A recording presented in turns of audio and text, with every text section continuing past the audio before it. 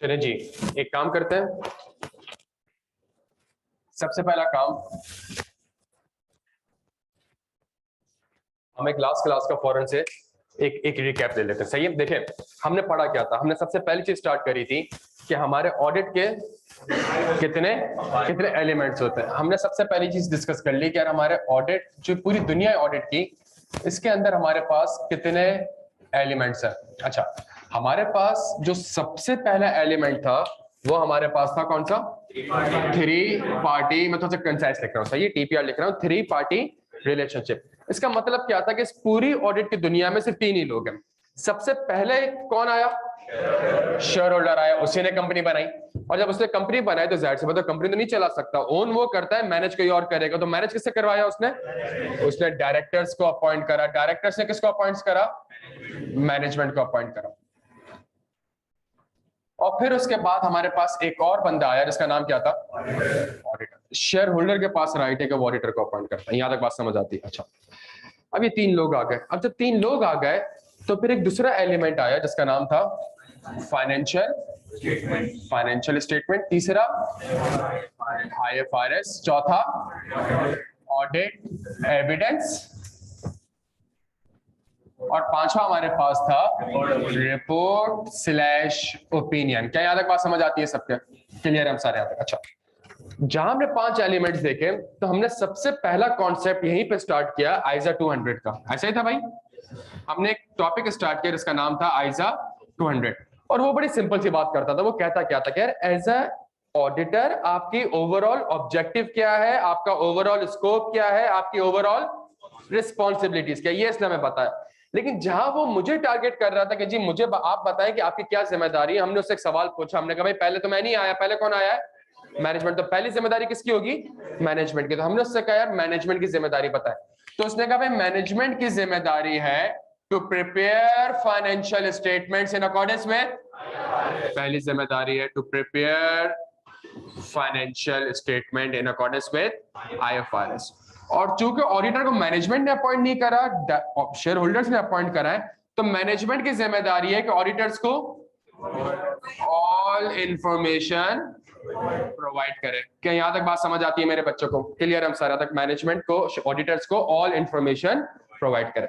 ये भी वो किया। अच्छा, फिर हमने कहा जी आए अब समझते हैं कि ऑडिटर की जिम्मेदारी क्या है। अब हम समझते हैं ऑडिटर की जिम्मेदारी है कि जो फाइनेंशियल स्टेटमेंट्स किसने बनाए, किसके बेसिस पे, उसके ऊपर ऑडिटर को क्या ऑब्टेन करने की जरूरत है? रीजनेबल एश्योरेंस ऑब्टेन करने की जरूरत है। यार एक चीज हम मेक श्योर करेंगे, जो क्लास का टाइम होगा उस पर क्लास स्टार्ट हो जाएगी, ठीक है? चाहे 4 बच्चा हो 2 बच्चा हो, हम जो टाइम होगा उस पर क्लास स्टार्ट हो जाएगी। अच्छा, तो सबसे इंपॉर्टेंट चीज आज 200 के हिसाब से क्या जिम्मेदारी है आपकी? टू ऑब्टेन किस चीज के ऊपर रीजनेबल एश्योरेंस लेनी है? इसी चीज के ऊपर तो रीजनेबल एश्योरेंस लेनी है कि क्या फाइनेंशियल स्टेटमेंट आईएफआरएस के हिसाब से बने भी है कि नहीं बने। और याद करें फिर पुरानी एग्जांपल जो हमने पहली क्लास में पढ़ा कि जी इन्वेंट्री हमारे पास आ रही है, सही है, और उसने इन्वेंट्री में कुछ 2 नंबरी करी थी। तो मैंने कैसे कहा कि इन्वेंट्री सही नहीं है? क्यों? बिकॉज मैंने उस इन्वेंट्री को कंपेयर किया किससे? आईएफआरएस से। कौन सा आईएफआरएस? आईएस2। मैंने कहा आईएस2 तो इन्वेंट्री रिकॉर्ड होती है लोअर ऑफ कॉस्ट और एनआरवी पे। आपने तो यही नहीं करा। कैसे मैंने रेवेन्यू को चैलेंज करा कि आपने रेवेन्यू सही रिकॉर्ड नहीं करा? बिकॉज मैंने कहा रेवेन्यू तो किसके हिसाब से रिकॉर्ड होना चाहिए? आईएफआरएस 15। और आईएफआरएस 15 के हिसाब से रेवेन्यू कब रिकॉर्ड होता है? जब परफॉर्मेंस ऑब्लिगेशन आपकी सेटिस्फाई हो जाती है। क्या यहां तक आपकी बात समझ आती है प्यारे बच्चों? अच्छा जी, तो हमने कहा रीजनेबल एश्योरेंस लेनी है। और ये रीजनेबल एश्योरेंस क्या है? ये एक हाई लेवल ऑफ एश्योरेंस है। कितने परसेंट एश्योरेंस लेनी है, क्या करना है, ये आगे जाके हम इंशाल्लाह कवर करेंगे। बट एक कॉमन सेंस है, अगर 500 मिलियन का रेवेन्यू है, आप 5 रुपए का रेवेन्यू वेरीफाई करके ये नहीं कह सकते कि मैंने high level of assurance obtain कर लिया। क्या यहां तक बात समझ आती है? ना ही आप 500 मिलियन का रेवेन्यू वेरीफाई कर सकते हैं। क्या यहां तक बात समझ आ रही है? तो एक हाई लेवल ऑफ एश्योरेंस है, लेकिन जल्दी छेती it is not the absolute assurance. ये आपकी एब्सोल्यूट एश्योरेंस नहीं। आप कभी भी फाइनेंशियल स्टेटमेंट के ऊपर 100% एश्योरेंस नहीं दे सकते। मतलब आप कभी भी ये रिपोर्ट नहीं दे सकते कि हमारे हिसाब से इन अवर ओपिनियन ये जो फाइनेंशियल स्टेटमेंट्स हैं ये 100% करेक्ट है। आप कभी भी ये ओपिनियन नहीं दे सकते। ये ओपिनियन आप क्यों नहीं दे सकते प्यारे बच्चों? ये ओपिनियन आप इसलिए नहीं दे सकते because there are inherent limitations, और हमारी इनहेरेंट लिमिटेशंस क्या है? इन्हीं एलिमेंट्स में छुपी हुई है। फॉर एग्जांपल आईएफआरएस में क्या इन्वॉल्व होता है? एस्टिमेट्स। तो जब फाइनेंशियल स्टेटमेंट्स 100% एक्यूरेट नहीं है, तो आप कैसे कह सकते हैं कि फाइनेंशियल स्टेटमेंट आईएफआरएस के हिसाब से बिल्कुल 100% बना हुआ है? जब फाइनेंशियल स्टेटमेंट पहला आइटम पीपी आ रहा होता है, उसके अंदर 10 किस्म के एस्टिमेट्स इन्वॉल्व हो रहे होते हैं। इंपेयरमेंट पढ़ा हुआ है आप लोगों ने? तो इंपेयरमेंट तो एक एसेट है, मैं कहता हूं यार इससे मैं आगे जाके इतने पैसे कमा लूंगा, उसको मैं डिस्काउंट कर रहा होता है। डिस्काउंट ना वो डिस्काउंट रेट सही है, ना मैं आगे जाके जो अगले 5 साल में इससे कमाऊंगा, वो नंबर भी कभी भी 100% एक्यूरेट नहीं होता। तो जब वो नंबर ही ठीक नहीं है, तो आप पीपी को कैसे कह सकते हो कि पीपी 100% ठीक है? क्या यहां तक बात समझ आती है? सेकंड मसला, ये जो मैनेजमेंट है, ये शायद आपको सारी की सारी इंफॉर्मेशन प्रोवाइड ना करे, और ये इंटेंशनल भी हो सकता है और ये अनइंटेंशनल। जहां ये इंटेंशनल हो गया, इट मींस मैनेजमेंट जानबूझ के आपको इंफॉर्मेशन प्रोवाइड नहीं कर रही, और ये क्या कहलाएगा? ये। और ऑडिटर के लिए फ्रॉड को डिटेक्ट करना थोड़ा सा मुश्किल है। क्यों मुश्किल है? पूरा स्टैंडर्ड है, लेकिन फ्रॉड को वो प्रॉपर्ली प्लान्ड वे में कर रहा होता है, जानबूझ के चीजों को छुपा रहा होता है। सही? तो जानबूझ के चीजों को छुपा रहा होता है, तो इसका मतलब है ऑडिटर को डिटेक्ट करना थोड़ा सा मुश्किल हो जाएगा। क्लियर हो गया हम सारे यहाँ पे? अच्छा,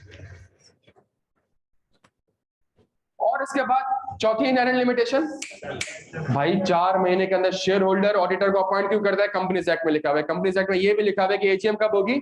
180 दिन की होगी, उससे 21 दिन पहले नोटिस जाएगा। तो इट मींस 159 डेज के अंदर आपने तो ऑडिटेड फाइनेंशियल स्टेटमेंट भिजवाने उसको, उससे पहले बोर्ड होगी, उससे पहले ऑडिट कमेटी। आपके पास तो हार्डली 3-3.5 महीने, आपके पास टाइम कम है, आपके पास कॉस्ट कम है, आप कभी भी 100% सैंपलिंग नहीं कर सकते, आप 100% टेस्टिंग नहीं कर सकते। आप ऑडिट किस बेसिस पे परफॉर्म कर रहे होते हो? सैंपलिंग में। जब आप ऑडिट सैंपलिंग बेसिस पे कर रहे हो, जब आप 100% ट्रांजैक्शंस को नहीं देख रहे, तो आप 100% ओपिनियन कैसे एक्सप्रेस कर सकते हो? क्या यहां तक बात समझ आती है सबके? क्लियर है हम सारे यहां तक? अच्छा जी, बेहतरीन। ये हमने लास्ट क्लास में पढ़ा था, और लास्ट क्लास में हमने सवाल और हमें समझ आ रहा था यार कि किस तरीके से चीजें आपस में, हालांकि एक ही कॉन्सेप्ट था, लेकिन ड्राफ्टिंग हमारी बार बार चेंज हो रही थी। ज्यादा मार्क्स का आ गया, मेरे ऊपर इल्जाम लगा रहा है, मैंने उसको कॉन्सेप्ट दिया जी, मेरी जिम्मेदारी थोड़ी है। पहले जिम्मेदारी किसकी है? मेरी भी जिम्मेदारी है, लेकिन मेरी जिम्मेदारियों में क्या मौजूद है? इनहेरेंट लिमिटेशंस, और ये इनहेरेंट लिमिटेशंस है। क्या यहाँ तक क्लियर है? अच्छा, अभी जो मैं आपसे बात करने जा रहा हूँ बड़ी इंपॉर्टेंट है, सही है? और अगर आप चाहते हैं ना कि अगले 4-4.5 महीने की जर्नी बड़ी स्मूथली हमारी गुजरे, हमें चीजों के बारे में पता हो, एक चीज हमें पता है, जितना आइजा है ये सारे के सारे आपस में क्या है? ये लिंक्ड है। सारे स्टैंडर्ड्स आपस में लिंक्ड है। क्या यहां तक बात समझ आती है? जब ये सारे स्टैंडर्ड्स आपस में लिंक्ड है, तो एज अ टीचर और एज अ स्टूडेंट हमारे लिए एक छोटा सा मसला क्या हो जाता है? हमारे लिए छोटा सा मसला ये हो जाता है कि हम एक आइजा पढ़ने जाएंगे, वहां पे 4 आइजा को रेफर कर रहा होगा। हम 4 उस आइजाज पे जाएंगे, वो मजीद 4 आइजाज को रेफर कर रहा होगा। ये एक ऑडिट में मसला है, ठीक है?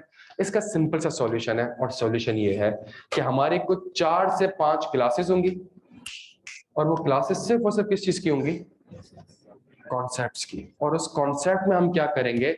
हम इस पूरे ऑडिट के एलिमेंट्स और पूरा जो ऑडिट की एक साइकिल होती है, जिस तरह कंपनी की एक साइकिल होती है ना, कंपनी पहले इनकॉर्पोरेट होगी, फिर कमेंसमेंट ऑफ बिजनेस मिलेगा, फिर डायरेक्टर्स अपॉइंट होंगे, फिर सीईओ अपॉइंट होगा, फिर एजीएम होगी, फिर डिविडेंड दिया जाएगा, फिर कंपनी वाइंड अप हो जाएगी। तो एक साइकिल है ना हमारे पास पूरी। एग्जैक्टली ऑडिट में भी प्यारे बच्चे एक साइकिल है। और हम करेंगे क्या? उस साइकिल को समझने के लिए हमने 4 से 5 टॉपिक्स को कवर करना होगा, सही है? वो टॉपिक जब हम बाद में पढ़ रहे होंगे, तो शायद हमें एक टॉपिक पे 5 से 6 क्लासेस लग जाएगी, लेकिन अगली 4 से 5 क्लासेस में हम क्या करेंगे? अगली 4 से 5 क्लासेस में हम सिर्फ और सिर्फ एक ऑडिट की पूरी साइकिल को समझने की कोशिश करेंगे। जिसने 4-5 क्लासेस ले ली, कॉन्सेप्चुअली साउंड हो गया, आगे जाके जितने भी टॉपिक्स हैं उसकी बाइबल ये 4-5 क्लासेस होगी। क्या यहां तक बात समझ आ रहा है? ये इतनी इंपॉर्टेंट चीज है, समझने की कोशिश करिएगा। आप ऑडिटर अपॉइंट हो गए, सबसे पहला काम आप क्या करेंगे? एविडेंस आप कैसे ऑब्टेन करेंगे? रिपोर्ट आपकी क्या होगी? तो ये पूरी ऑडिट ही है, ये पूरा 100 नंबर का सिलेबस है। तो इसको हमने कोशिश करना है कि हमने इस चीज को ओवरव्यू लेना है। कितने?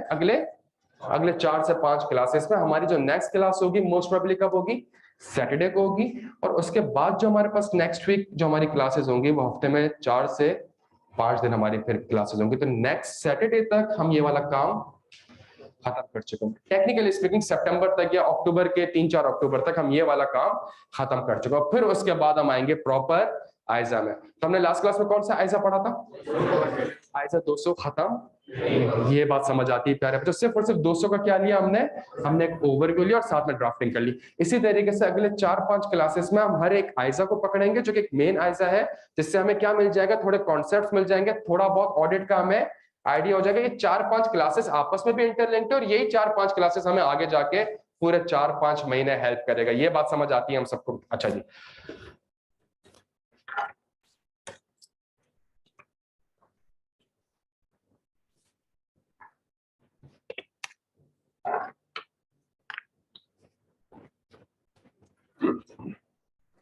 मेरी आपसे रिक्वेस्ट ये है कि अगले 4-5 दिन तक, अभी जब आपको इंशाल्लाह किताब मिल जाएगी, अगले 4-5 दिन तक आपने किताब से आयजा 200 को रेफर नहीं करना है। क्या ये बात मेरी समझ आती है? बिकॉज जब आप उसको देखेंगे तो 4 चीजें और दिखेंगी आपको और आप फजूल में परेशान हो रहे होंगे, सर ने ये नहीं पढ़ा। तो 200 हमने नहीं पढ़ा, हमने सिर्फ और सिर्फ 200 का एक ओवरव्यू लिया। 200 के अंदर 10 चीजें और हैं। इसी तरीके से आज जो एक नया टॉपिक हम स्टार्ट कर रहे हैं कॉन्सेप्ट के लिए, वो सिर्फ हमारा आगे जाके 6-7 क्लासेस तक चलेगा।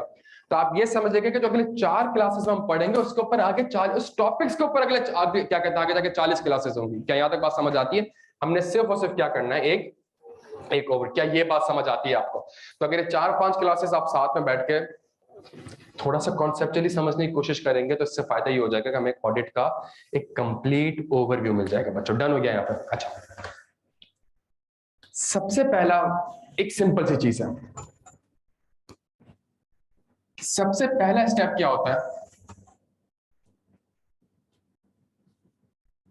हाँ जी, एक्सेप्टेंस। शेयर होल्डर कह रहा है आओ ऑडिट करो। क्या मुझे इसका ऑडिट करना भी चाहिए या फिर हैस्कॉल का ऑडिट कोई बिग फोर ऑडिट फर्म नहीं कर रही? हैस्कॉल का ऑडिट कोई बिग फोर ऑडिट फर्म नहीं कर रही। हालांकि हैस्कॉल आया था इन सबके पास कि जी हमारा क्या करें, ऑडिट करें। हमने कहा नहीं, हम इसका ऑडिट एक्सेप्ट नहीं कर सकते। कुछ रिक्वायरमेंट्स है। लेट्स से सबसे बड़ी रिक्वायरमेंट तो आपकी कोड ऑफ एथिक्स। और वो कोड ऑफ एथिक्स क्या कहता है कि जी आपने इंटेग्रिटी और कॉन्फिडेंशियलिटी और प्रोफेशनल कॉम्पिटेंस, इसका हमें थोड़ा बहुत आइडिया होगा। सही है? अच्छा, तो सबसे पहला काम एक्सेप्टेंस है। ये अगले 4-5 क्लास हमारा टारगेट नहीं है। हमारा सबसे इंपॉर्टेंट टारगेट है और सबसे लॉजिकल चीज जो है वो क्या है कि अगर मैं एक्सेप्ट कर लेता हूं तो मैं सबसे पहले ऑडिट को क्या करता हूं, मैं प्लान करता हूं। सही है? आज की क्लास में हम इंशाल्लाह कवर करेंगे किस चीज को, प्लानिंग को। जब मैं प्लानिंग कर लूंगा तो अगले फेज में मैं क्या कर रहा हूँ, जल्दी छेती परफॉर्मेंस, मतलब मैं ऑडिट प्रोसीजर्स परफॉर्म कर रहा हूँ। मैं रेवेन्यू के वो जीडीएन देख रहा हूँ, मैं रेवेन्यू के वो एग्रीमेंट्स को देख रहा हूँ, मैं सेल्स इनवॉइस को देख रहा हूँ, मैं इन्वेंट्री को काउंट कर रहा हूँ।